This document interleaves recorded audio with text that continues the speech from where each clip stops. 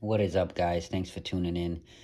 Today I am working on a car that's a 1992 Nissan Sentra, and we're having a bad misfire, as well as fuel coming out the tailpipe, white smoke, and poor idling, poor everything. So essentially, I pulled all the plugs and I checked everything, and then I ran a couple tests, meaning that I removed the spark plugs, and then I cranked the motor. Well, not crank the motor. I turned the motor to the on position, or the ignition to the on position, and let the fuel pump prime. And then I turned it off, and then I let the fuel pump prime again without turning on the motor.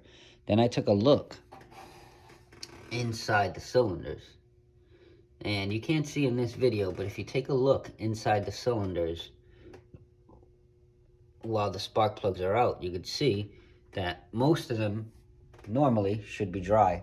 Well, I had a case that this cylinder here, when I primed the fuel pump, the fuel goes to the fuel rail, and it should stop there and not go through the injectors until the engine is cranked.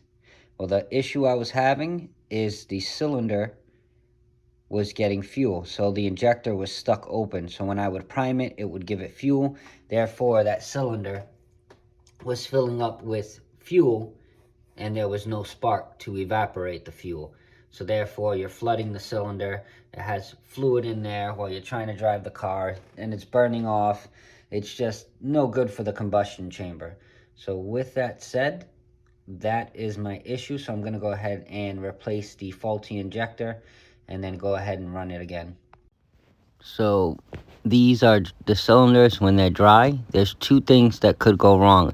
The injector could be faulty, or when installing the injectors, the O-ring can split and it's allowing the gas to get into the cylinder, which was my case. The injectors were good.